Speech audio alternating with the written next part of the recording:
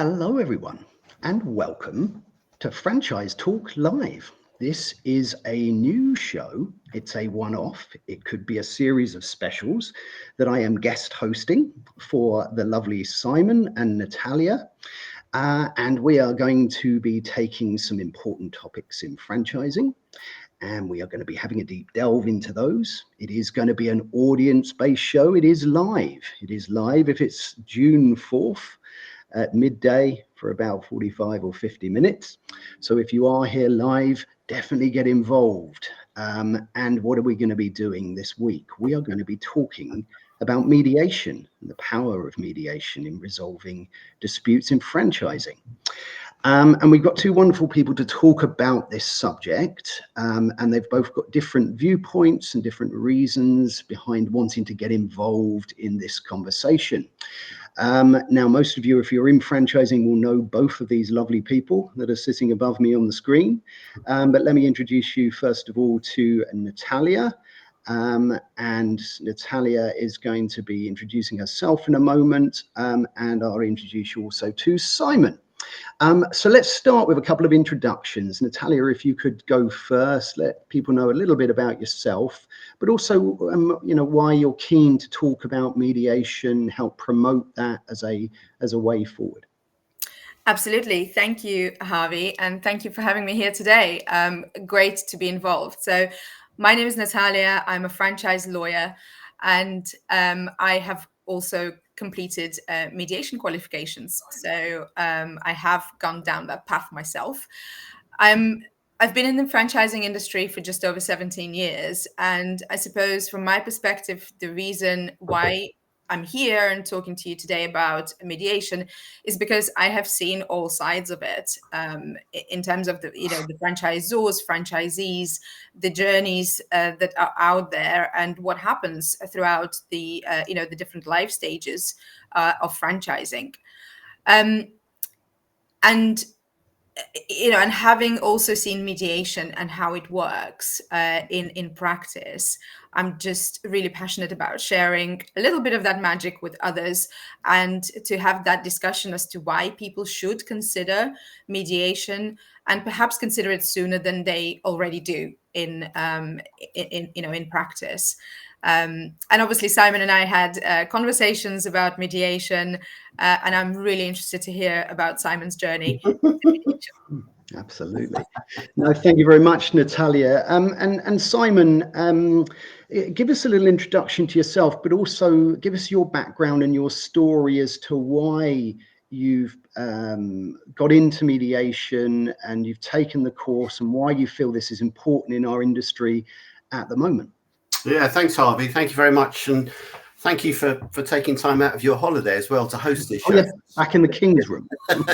Well done. That's your private dining room, I'm sure. But no, thank you for that. I thought it was important that we put this across in the live format and get our audience involved as well, because it's really important. And the way you host your live streams really ensures that we get that across. But look, I've been involved in franchising for 27 years at the BFA as a franchisee, and also as running a recruitment business supporting franchisors in their staff and executive recruitment. But I mean, mediation's always been there in the background. Whilst I was at the BFA, I was involved in having early discussions about mediation, alternative dispute resolution.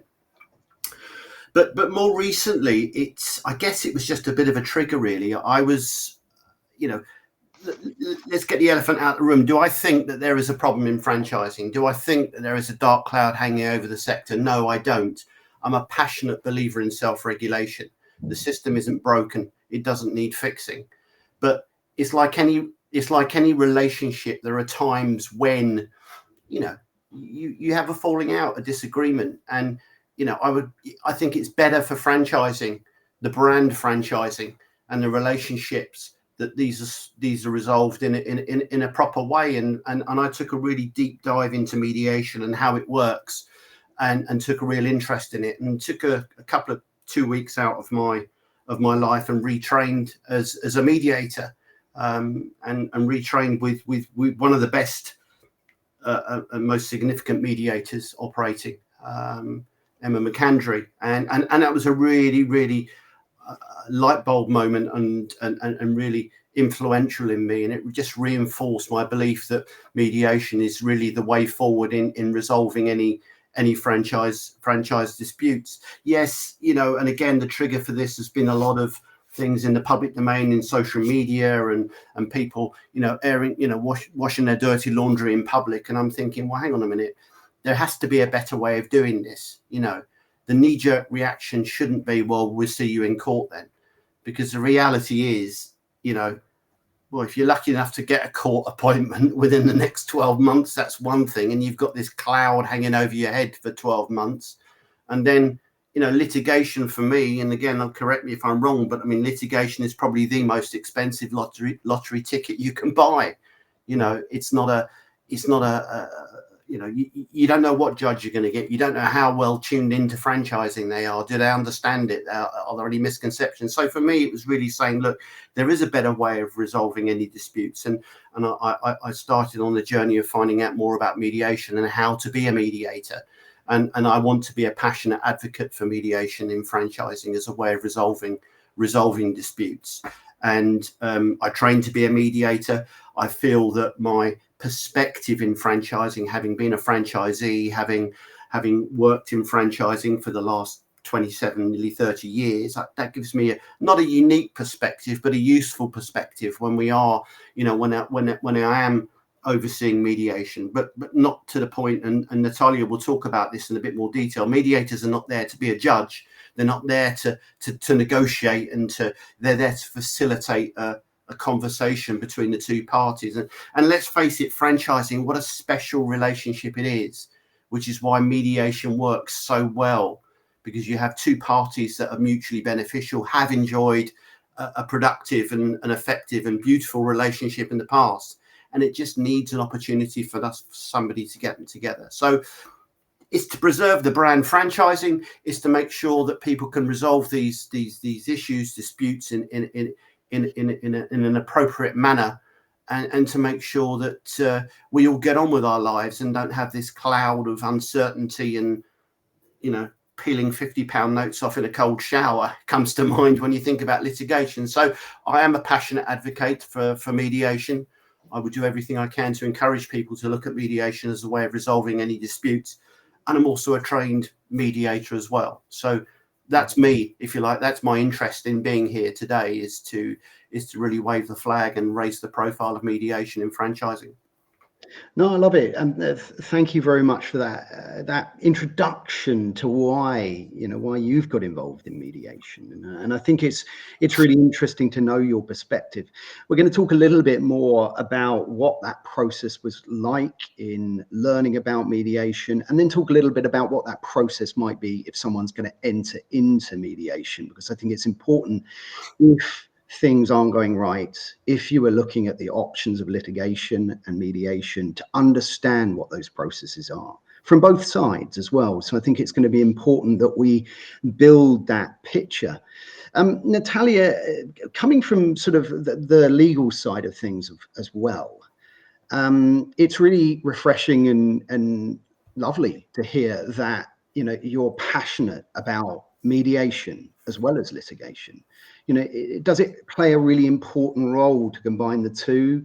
You mentioned that mediation isn't suitable in all cases. Where do you think the two sort of slot together, or is it just you try one before the other? Yeah, absolutely. What a great question, Harvey. And I mean, this is the thing.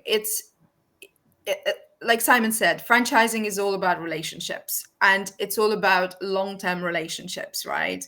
As a franchisee, you're coming in and you're typically building something, building a business, building a future that's going to be years, not months, not days.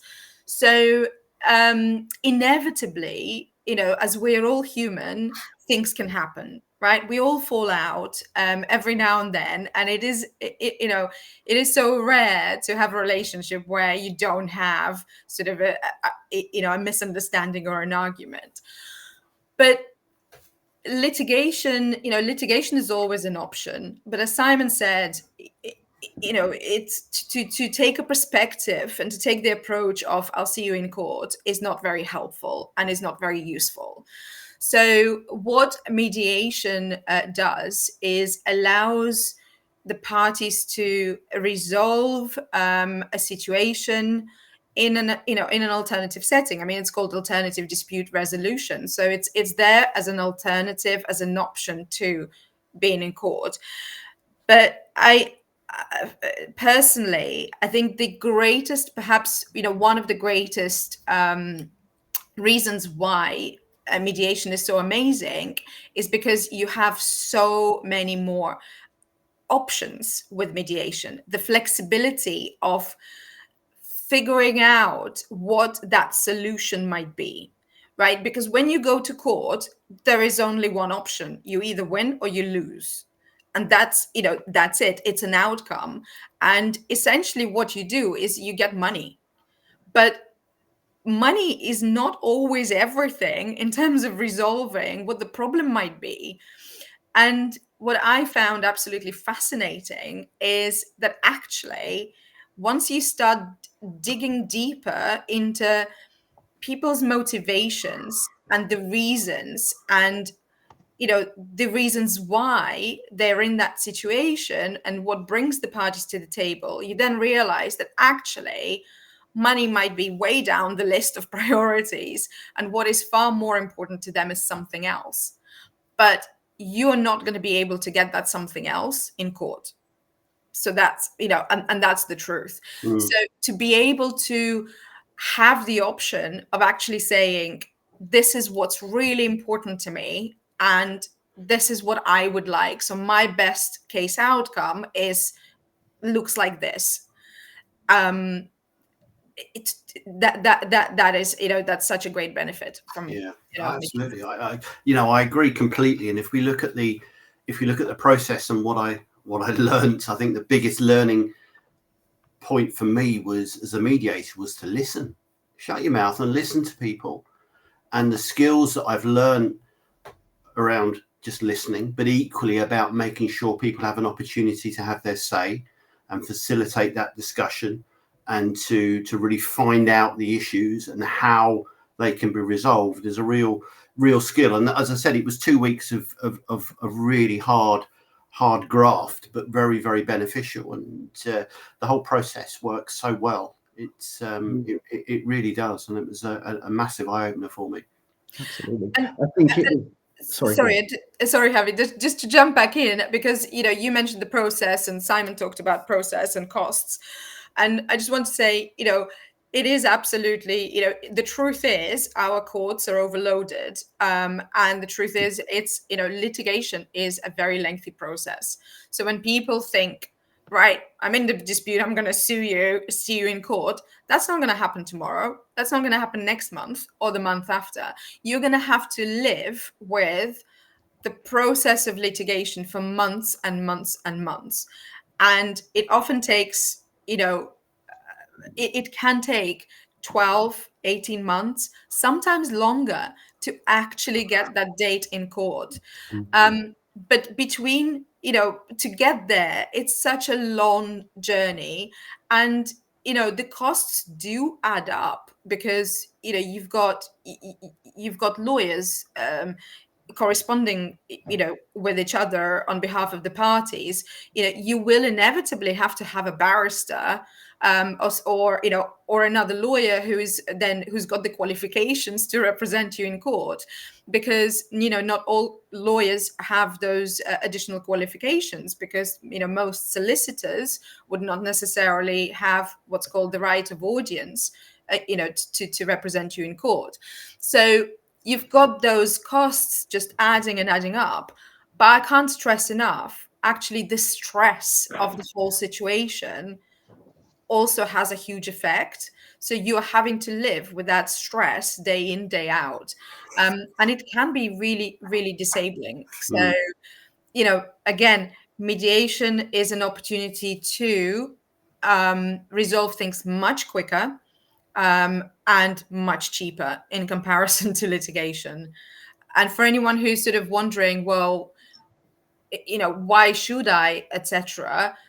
I mean, at the end of the day, what we see in practice is that most mediations end up with an outcome, with a result, right?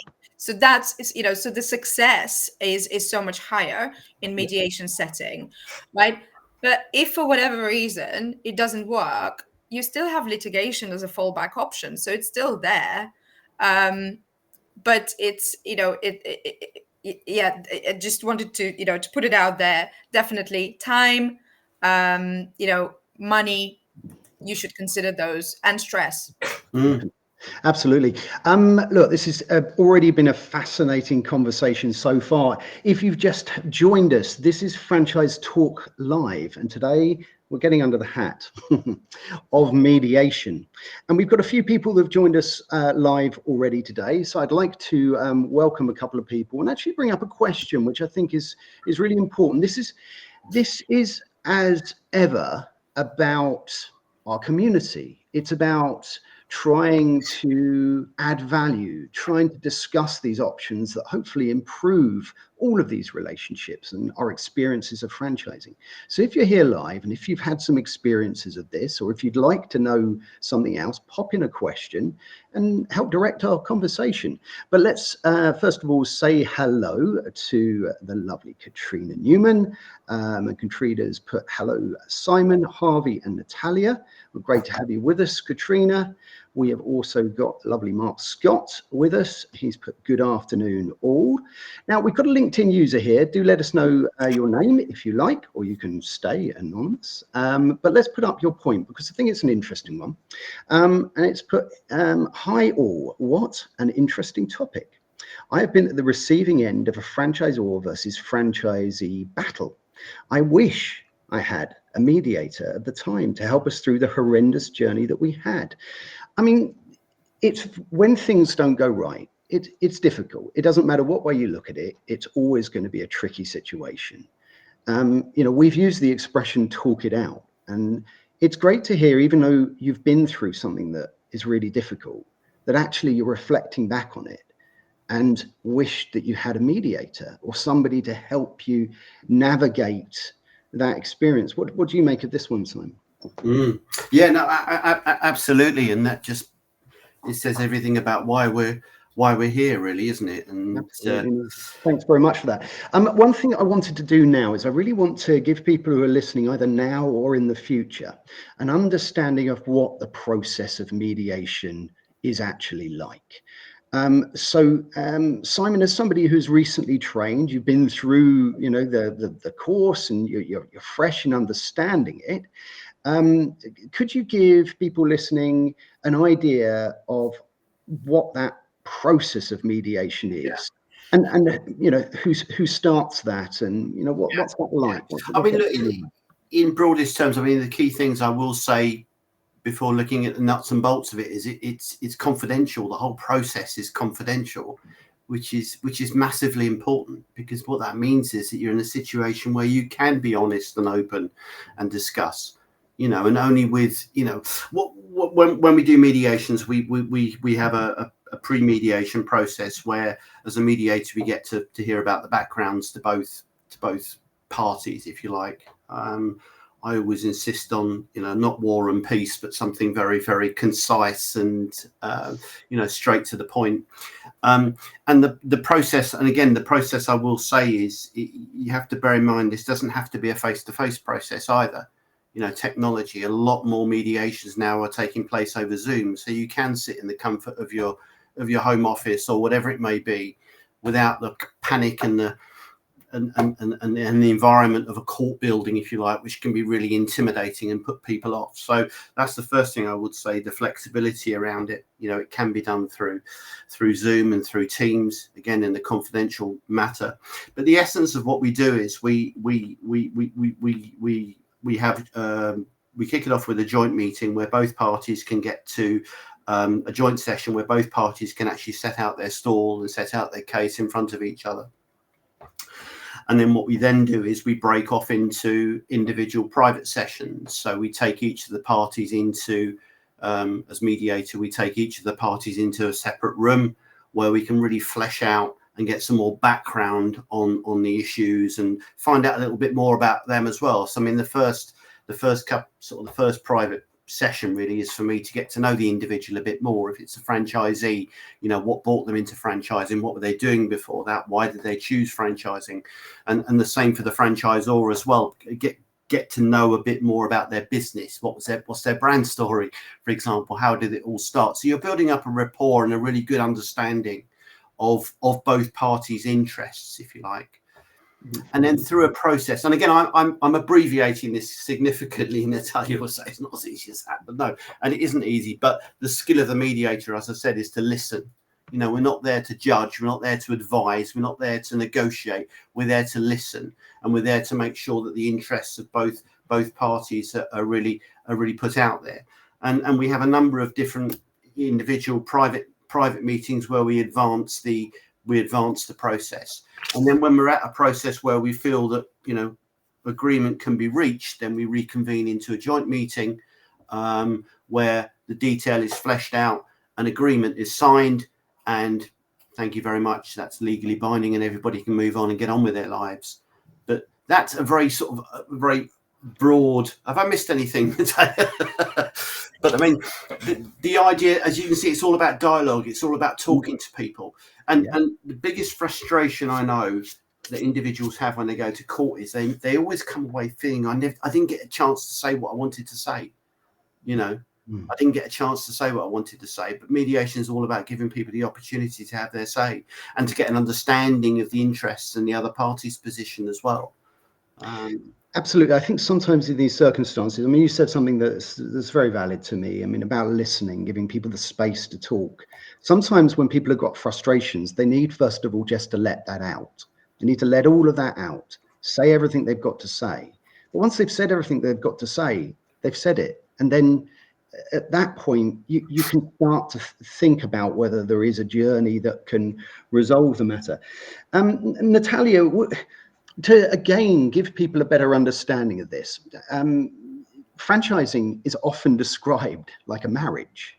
So is mediation the relate for franchising? You know, is it got similarities? If anyone's ever been through that relationship style of help, has it got sort of some similarities to that?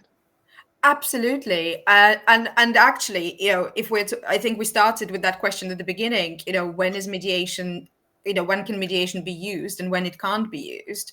And really, mediation is the perfect forum for anything that's based on a relationship. So typically, we see mediation used in family settings, so family mediation, where relationships fall apart.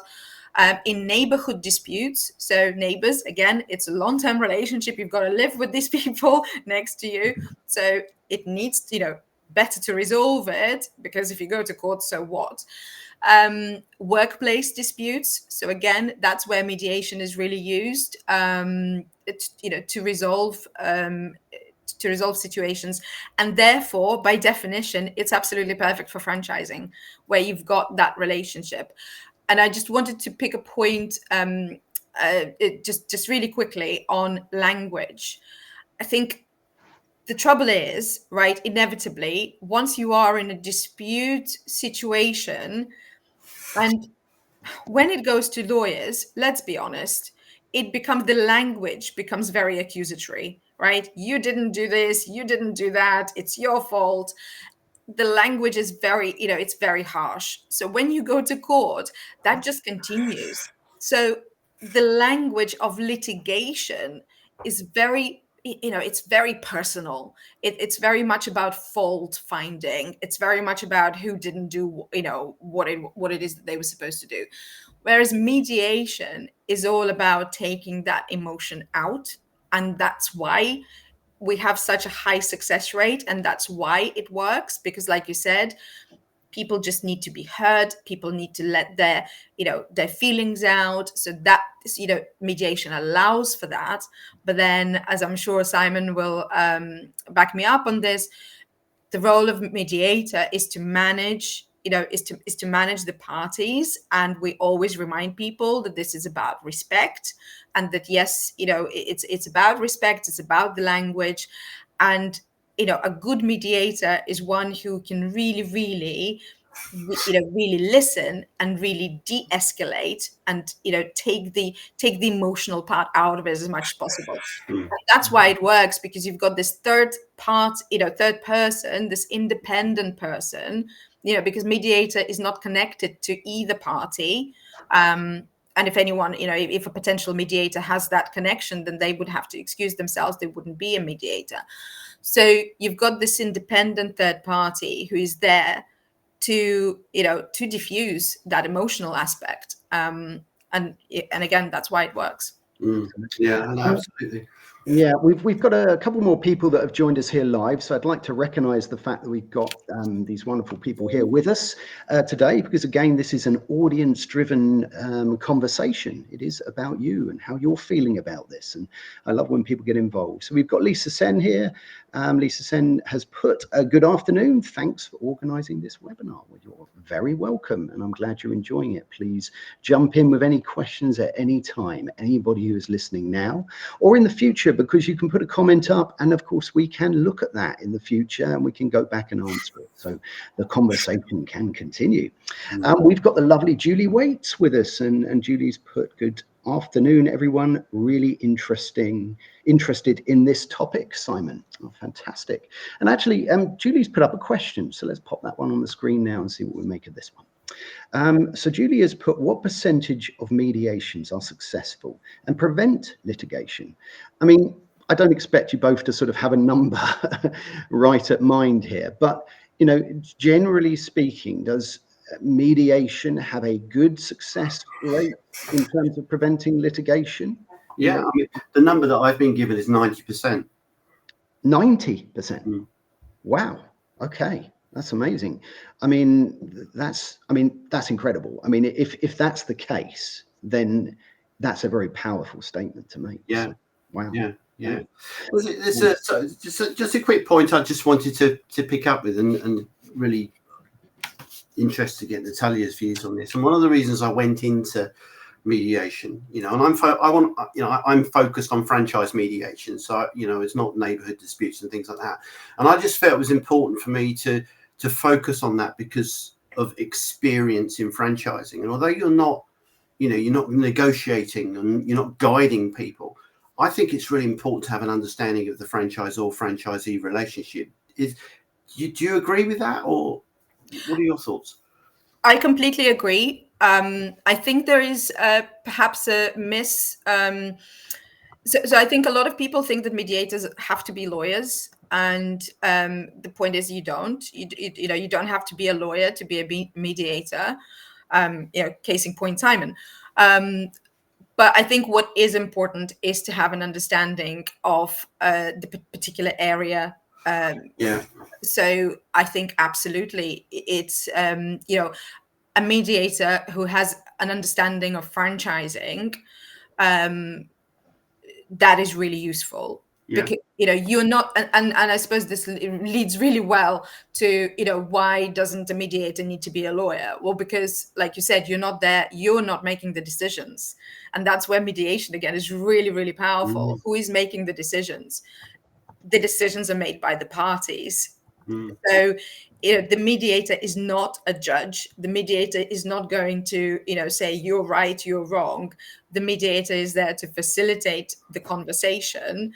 So it is the parties who are ultimately reaching a decision, an outcome, and that's why it's so powerful, because if you are involved in the process of coming to a decision, and if you are actively involved in making a decision, you are much more likely to stick with that decision and see it through. And again, that's why it's the success rate is high, and that's why again, I think some people have sort of this fear of, why should I mediate if there isn't going to be a judge saying you're right, you're wrong, is it enforceable? And the answer is yes, it's enforceable, but we actually see in practice that mediation, people stick with that stick with what they've agreed, because it's important to them, because they actually got what they needed. Most of the time they get what they needed out of a mediation. And it may be that they come to mediation and they have sort of a best case scenario picture, and they don't, even if they don't get 100% of their best case, more often than not, they will get most of what they came there for. The best alternative. Yeah. Yeah. Mm-hmm. Yeah, absolutely. I think, I mean, you made some really interesting points there. I mean, one of the things, we've had a few questions actually that have come in before this. So, and in fact, one of them that you started to talk about, and I think this is pretty important to understand when you're looking at this, that when you've come to these decisions, I think both of you alluded to this, but let's tick this one off. That when you've gone through this process and you've had those meetings, both jointly, separately, again jointly, and you've come to an agreement, is that agreement now legally binding? How does that move from the process of mediation back to a legal process to get that agreed? Is that already built into the process? Yeah, so absolutely. So it is binding in a sense of that once you reach a conclusion, once there is an agreement of the parties, that gets documented. So what is really important is to make sure that it gets documented. And this is usually where lawyers come in, right? To make sure that it's documented correctly, accurately, etc. So as with any, so what you end up with is a contract. And as with any contract, it's a legally binding contract. But depending on the process, so if you have already started with started litigation, then what happens is that it's not just a written agreement between the parties, but when, if proceedings have been issued, then those proceedings need to be stopped somehow. And how it works is that you get what's called a consent order or Tomlinson order. Usually we talk about consent orders. So what you have is when the parties have reached an outcome, it gets documented in a written contract. Both parties sign that. And if litigation has already started, then that gets then presented to the court to say, here, judge, we have agreed an outcome. Can you please dispose with the proceedings now? And the judge will then, the court will formally stop the proceedings and bring an end to them. And that is an enforceable document, and that is a valid and binding decision. So if something happens after that, so if one of the parties defaults, then you would enforce that in a normal way, as you would with any contract or with any court order. So yeah, it is absolutely, has the power of being binding on the parties. Oh, fantastic. No, absolutely. It's great to understand that point. If you have just joined us today, this is Franchise Talk Live, and today we are talking about the power of mediation. If you want to find out a little bit more about that, then please scan the QR code that's sitting on the right-hand side of the screen now, and that will take you to a little bit more information. What I want to get into now is a little bit about how you go about choosing a mediator. And I want to touch on the costs. Everyone knows that if you even phone up a solicitor or they write an email or even move their pencil, that it's going to cost you quite a bit of money. So let's get into that. First of all, let's see if we can get into roughly. I know it's going to vary, but let's talk about the costs, because again, when you're looking at litigation and mediation and trying to resolve things when they've gone wrong, then you do need to look at what that's going to cost all parties, and who's going to be paying that. Is it equally split? Is it the franchisor, the franchisee? So let's get into a little bit on that, and obviously either of you can. Yeah, I mean, we're members of the CMC, and they have a fixed fee scheme that we work with, that we recognise. And just looking across at my price list here, I mean, it's dependent on the amount being claimed. the length of the session. So, for example, if the amount being claimed is between 15,000 to 50,000, and the session they're looking at is a 4-hour session, 4-hour mediation session, then the fees per party are £445 plus VAT. That's assuming an online mediation. Obviously, if it's an in-person mediation, you have to add travel costs, etc. with that. Sure. If the mediation goes beyond 4 hours, then there's an additional charge of £100 plus VAT per party. Okay. So we're talking hundreds of pounds as opposed to hundreds of thousands of pounds. That's exactly it. Yeah. I'm not. I've never had to pay a legal bill for litigation, but I mean, maybe some people can share that on the chat or on Natalia, for example. But I know, what does 3 days in a high court cost you? I mean, it must be significant. Absolutely. And I mean, the maths here is really simple, right? Litigation, each party has solicitors, barristers, there are court fees, right? So each party is incurring those costs. With mediation, once you agree a mediator, and mediators' costs are usually split. Like Simon said, they're split between the parties. So you're not having each party racking up their costs like this. You're having, the parties have their costs, and then it becomes a joint, a joint expense. So it's a no-brainer. And yes, usually there is sort of a fee, a fixed fee per day based on a number of hours, and then once it's exceeded, there is an hourly rate, and that works really well because I haven't been in too many mediations myself, but those that I have been, you do tend to go right up to the 11th hour of what is included. And that sort of going over, I mean, that acts as a bit of an incentive to get things done, because both parties then know, what, if we don't get this resolved, we're going to have to incur costs and we're coming back, or, we have to carry on. So, there is that little bit of sort of incentive to, can we get this resolved? Especially if you're really, really close to getting that resolution. It's usually just, helps to get there. Costs, yes, a cost of going to court. It is not unusual for those costs to be in £250,000, £500,000. You are talking about thousands. You're talking about hundreds of thousands.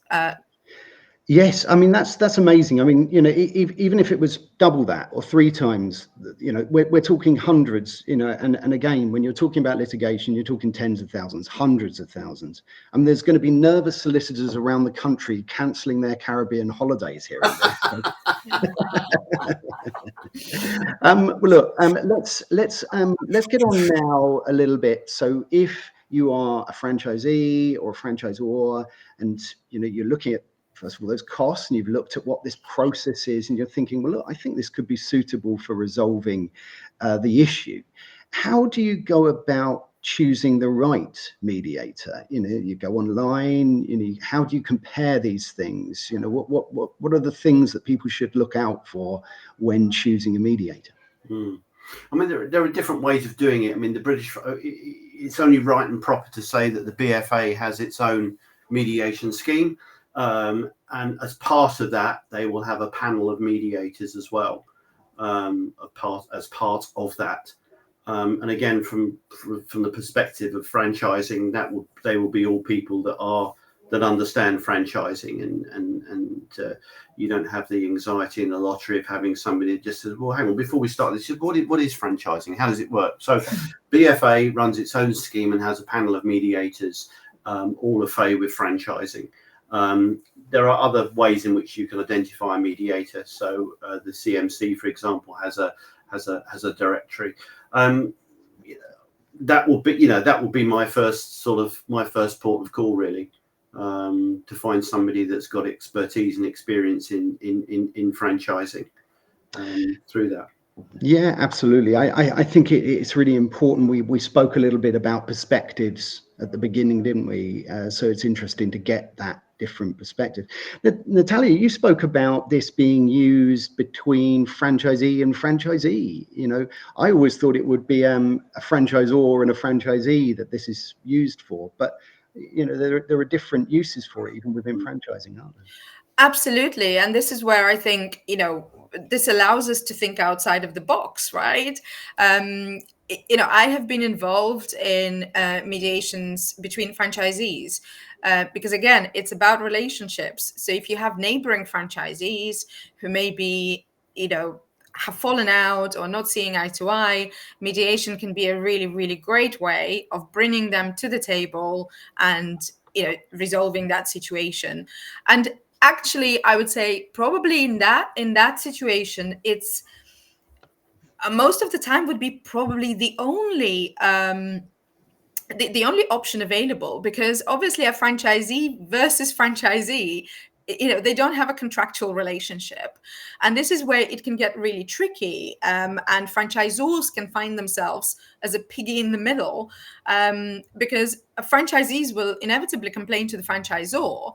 So you as a franchisor can then be in a very uncomfortable position of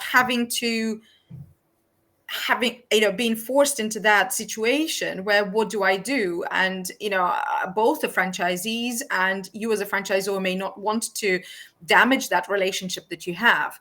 So where that is the case, then I would urge franchisors, please consider mediation, because that enables you to have, you know, to bring people to the table and resolve that situation, whatever that might be, and allow them to reach a decision that they can both live with and work with. And I have seen that being used very, very successfully. And franchisees who sort of ended up almost being enemies that actually had a really good working relationship. And, you know, I'm not necessarily saying they're like best friends, but they're definitely on much better terms, and are now working together. And again, franchisor, for you, it's a win-win, because you now have both franchisees, you know, happy and doing better and working better together.